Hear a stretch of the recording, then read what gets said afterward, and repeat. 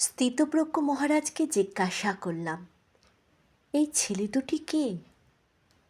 মহারাজ মৃদু হেসে বললেন, একজন নিউক্লিয়ার ফিজিসিস্ট, একজন IBM-এর 6 লাখ টাকা চাকরি ছেড়ে এখানে এসেছে। সিঁড়ি ধুতে এসেছে। যে সিঁড়ি দিয়ে মানুষ ওপরে ওঠে তা যেন পরিষ্কার হয়। মহারাজ চলে গেছেন।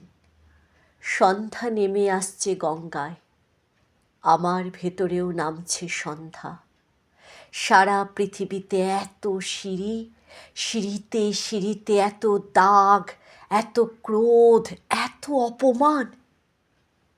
আরতি শুরুর আগে মনে হলো যে সিঁড়ি মুছতে পারে না সে কোনো দিন মানুষের চোখের জল মুছতে পারবে না।